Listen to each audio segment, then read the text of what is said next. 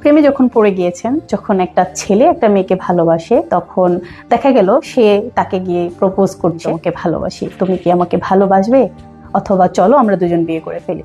তো পরক্ষণে দেখা গেল অনেক ক্ষেত্রে এটা হয় যে হ্যাঁ, ও তার বিপরীত সাইডের মানুষের থেকেও পজিটিভ অ্যান্সার আসে যে হ্যাঁ চলো আমি রাজি। তখন তো আর কোনো কথা থাকছে না, এখানে বিষয়টা খুব সুন্দর, এখানে কোনো সমাধান নেই, এটা সুন্দরভাবে স্মুথলি চলছে। সমস্যাটা হয় তখন যখন একটা পক্ষ গিয়ে বলল যে আমি তোমাকে ভালোবাসি, তখন আরেকটা পক্ষ যখন রিজেক্ট করে দিল যে না, এটা আমার পক্ষে সম্ভব না। সেটার পিছনে অনেক কারণ থাকতে পারে, যে পারিবারিক কোনো বিষয় থাকতে পারে, অথবা তার অন্য কোনো জায়গাতে কথা দেওয়া থাকতে পারে, পছন্দ থাকতে পারে। তো বিভিন্ন কারণেই নেগেটিভ একটা অ্যান্সার যখন আসে, তখনই সমস্যাটা শুরু হয় যে প্রস্তাবটা দিল। এখন তার উদ্দেশ্য করে আমার এই কথাগুলো, যে যখন আপনার প্রত্যাখ্যানটা আসলো, অর্থাৎ নেগেটিভ অ্যান্সার আসলো, তখন আপনি যে কাজটা করেন অনেক ক্ষেত্রেই, যে আপনি তাকে ফোর্স করতে থাকেন যে না, কেন এটা সম্ভব না, চলো আমরা বিয়ে করে ফেলি, এটা সম্ভব, তুমি আমাকেই ভালোবাসবে, তুমি অন্য কোথাও কথা দেওয়া থাকলে সেটা ছেড়ে চলে আসো। এরকম ধরনের সমস্যাগুলো কিন্তু হয়, এবং আপনি এই কাজটি করতে থাকেন।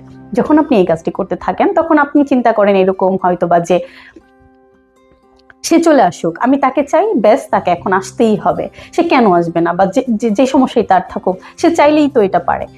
এটা আপনার মনে হয়, এটা আপনার মনে হতেই পারে, ঠিক আছে, এটা আপনার মনের ব্যাপার, কিন্তু দেখেন বাস্তবতাটা একটু ভিন্ন রকম। আসলে অনেক মানুষ অনেক কিছুই চাইলেও করতে পারে না, কারণ প্রতিটা মানুষের সিচুয়েশন কিন্তু এক এক রকমের থাকে। আসলে এটা আমরা আমাদের জায়গা থেকে বুঝতে পারি না। সেই ক্ষেত্রে আমার কাছে মনে হয় যে আপনাদের ফোর্স করাটা ঠিক না, কারণ আপনারা যখন এই ফোর্সটা করবেন, আপনি যেটা ভাবছেন যে হয়তোবা সে আপনার কাছে চলে আসবে বা এটা সম্ভব, এটা না আসলে সম্ভব হয় না। অনেক ক্ষেত্রেই দেখেছি যে এটার একটা মিশ্রণ, একটা প্রতিক্রিয়া তৈরি হয়। এই কাজটা কখনোই করবেন না, যে আপনাকে যখন কেউ ইগনোর করলো তারপরেও আপনি তাকে গিয়ে বললেন তুমি আমার কাছে চলে আসো, তোমাকে আমি চাই, তোমাকে ছাড়া আমি বাঁচবো না।